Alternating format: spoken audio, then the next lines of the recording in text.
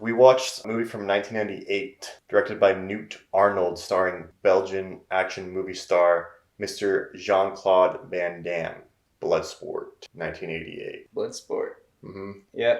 This is a nice, cut and dry, tight 90-minute martial arts action movie based on the real life Frank Dux. It's kind of debated now whether or not this actually happened, though. This is a true story now, because apparently one of the producers said that the real guy was like full of shit or something. Dude, he's so full of shit. Have you seen him? No.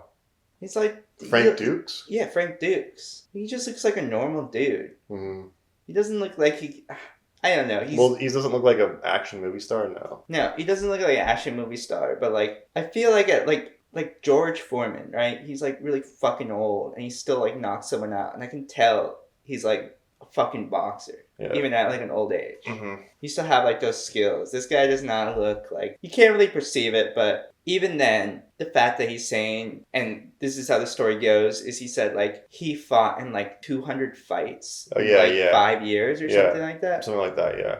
No one can do that, dude. There's a reason that boxers do like one fight every 2 years. It's because it's not sustainable to have like MMA and like have a fight every month. Yeah. You get so fucked up, dude. Yeah.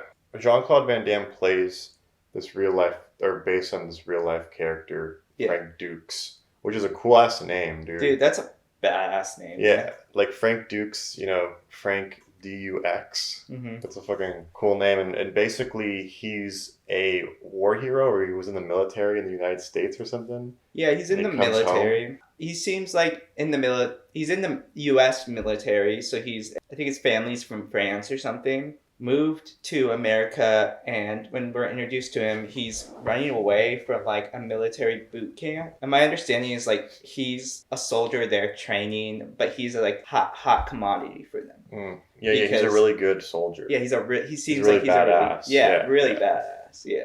And we go into his backstory. We start at the beginning where he's breaking into this Asian guy's house. Yeah. He gets caught and punished, and then Frank Dux decides that, you know, he wants to try to be trained by this guy and mixed martial arts shit that they do. What's his name? Tanashi? Sayashi? Tanashi or something like that. Tanata? Something like that. He decides to train Frank Dux, Jean-Claude Van Damme, and we get a whole sequence, this whole montage training sequence that's pretty cool. Kind of like Kill Bill training, you know? Yeah. Kind of typical like training sequence. It's cool to see them do it. But the only reason he's agreeing to train him is because he's like, you'll be a sparring partner with my son. And then his son passes away, and we learn that his teachers like lost his family in the war. He had to rebuild that, and he had another son, and then he lost this son, so he feels really like he can't leave any lineage behind. Yeah. Frank Dux is like, train me. I'll fight for you. I'll do this in your honor. And so he finally agrees to do it, and you just see this sick ass like training montage right off the bat, right at the beginning of the movie. And you never really do that, you know, like nowadays. But they just decide, hey, we're gonna get this out of the way. You see how Frank Dux kind of just like becomes this fucking badass just from all this hard work and dedication and blood, sweat, and tears. Yeah, and he's like a super straight-laced guy. Yeah. But he's like fucking huge. Yeah, he's fucking jacked in this, dude. Yeah. Holy shit, dude. And then he decides, I don't know exactly what the motivation is for him. So he goes and the actual arc, the actual story plot is that he fights in this martial arts tournament in Hong Kong. That's kind of underground, like controlled by the mafia, you know, not super regulated, because people end up dying in this. Mm-hmm. Yeah. And they just seem to be like okay with it, because I think that the Triad runs it. There's a little bit of an explanation by who runs it, but it's like a mafia in Hong Kong. It's out of the jurisdiction of Hong Kong, so it's in China. And so that's how they're able to get away with it. But then we get to the martial arts tournament, and this is where the movie I think really like shines, is the fighting. That's kind of what we're looking for, is that the fights are like really the highlights of this movie. We kind of get this it's kind of like Karate Kid, I guess, more violent because people are dying and stuff, and there's more like a higher stakes, and the whole movie is basically just this tournament, you know, with some characters coming in and out, some love interests, some friends that he meets that we become connected with, and when something bad happens to them, we like feel bad for Frank Dux and the villain is set up, and then it's just eventually like one big showdown. The fighting in this is super dope, and I like there's like kind of these close-ups, so they're like slow-mo close-ups. Yeah. And he's like, and he's like, yeah. Up until, so what's interesting is that Jean-Claude Van Damme, who's our hero, he's basically invincible throughout the whole movie. You know what I mean? He learns to fight blinded. He went through this crazy training sequence with his master. He learns to be able to see things like blindfolded and fight like blindfolded and stuff. Yeah. And he basically becomes a monk where like nothing can, you know, like bother him and stuff. It's basically all of his superpowers that he has throughout the movie. And when he fights people in the ring, like there's not very much a struggle there. Like you're just like, oh, this guy's untouchable, he's invincible, you know, until the last fight where the main, you know, antagonist or whatever you say, like the big bad bully character cheats and like blinds him in the fight, even though, and that's like kind of what takes away, like his superpowers are taken away at that point in time, and he has to fight the villain without his powers, which is like Karate Kid, you know. It's like he has to fight all the whole time he had his powers behind him. You know, like Tarantino said, Corbucci, the hero is an anti-hero throughout the whole movie, and he only becomes a hero when he has to face the villain without superpowers. Which is kind of what happens to Jean-Claude Van Damme, which is kind of like I feel like it's kind of an action trope type shit, where the hero gets his powers taken away and he has to face his biggest challenge yet and overcome that.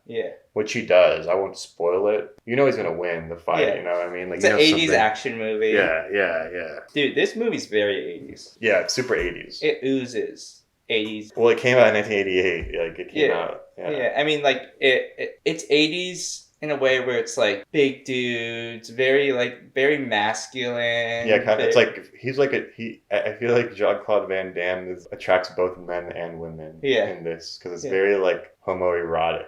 Dude, there's a lot of like things where I'm like, but you see his ass. Yeah, and you don't see any girl's ass in this whole movie, which is kind of crazy for like a 1988 martial arts movie where you feel like this is like a masculine film for men who would like, I feel like only men are into this, like watch this movie, but it's super Jean-Claude Van Damme thirsty, you know? Yeah, it's very campy, but in a good way. Like we said, it's very cut and dry. It doesn't try to like drag you on. It doesn't give you any bullshit. No, it's very like, it moves and you're like into it, and it's 90 minutes cut and dry, put together, and it's pretty cool. And I think this was Jean-Claude Van Damme's breakout film before he did all of those other films, which I actually want to watch some of those. Yeah, me too. Movies and stuff. But it's definitely like a cult film. Yeah, I'm into it. I'm kind of into, like, I kind of could go on like a little action movie 80s kick, like, because I just watched Marked for Death with Steven Seagal. That was like a fun little goofy. That one was a little more like goofy than I like Bloodsport more, but I kind of like seeing those types, you know, Arnold Schwarzenegger, Sly Stallone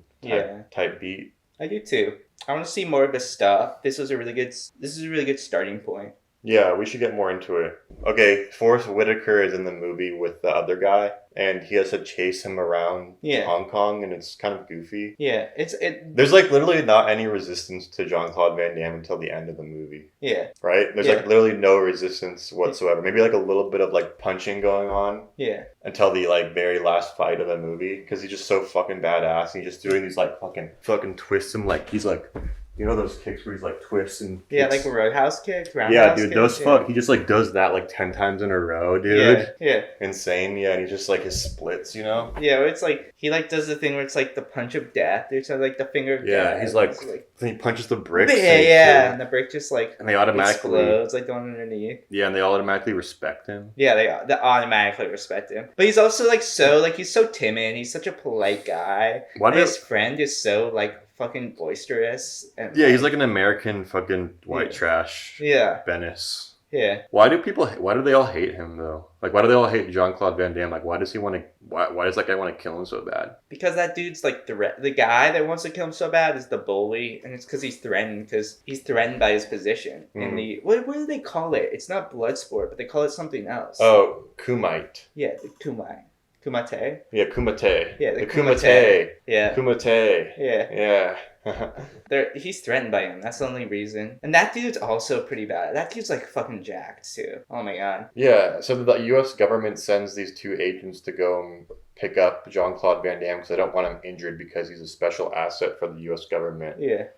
And then they literally, like, can't do it the whole time. No, they can't. Like, they can't even, like, they can barely track him down. It's like they're there on vacation. Yeah. You know what I mean? Like, kind of enjoying themselves, and they finally get to him, and Jean-Claude Van Damme, of course, is like, they try to tase him, and he, like, fucking, like, flips it around on them, and he's like, I'll see you at the airplane tomorrow, and just leaves, and they're like, what are we gonna do now? Yeah, yeah. This is kind of a different type of, because I think Forrest Whitaker, we're kind of used to seeing him in a more like masculine badass role, and this one he's kind of like He's young. He's like a clueless guy, like this is him like it's not Ghost Dog level. No, but this is Fucking him like Ghost maybe Dog, like bro, it's like a couple years after like Fast Times at Ridgemont High. Like this is young Forrest Whitaker. Ghost Dog is so fucking good. Ghost Dog's so good, dude. We should talk about that. Like, yeah, I love talking about Jim Jarmusch. We should watch more of his stuff.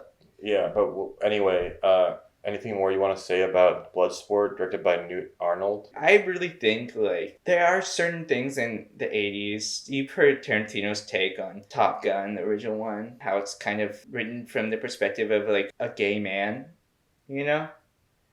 I feel like this movie is kind of the same way. There's a lot of storyline and stuff in there with like him and this guy he meets, or they're like, I think it's just like the 80s like camaraderie that they had in the 80s, where it's like we're fucking masculine and we're men, but we're brothers. But there's definitely like times there's definitely times where it's like I don't know, it's kind of like they're a couple, you know, like I think he has more intimate moments with that like greasy American dude than he does with like the girl he meets. There's like he fucks her, but it just cuts to like her with her shirt on, laying in bed in the morning. He's like not even in the bed, and then he like his ass is like out. putting on his pants, Yeah. like, and he just like ass is out, and it's like, whoa, this is I wonder what that was, because it's like 1980s, not like now, you know. I don't know. Yeah, but it was kind of like, objectifying men in a way, like but I mean, like it wasn't unheard of to have homosexual storylines then, you know. Yeah, like subliminal ones, like yeah.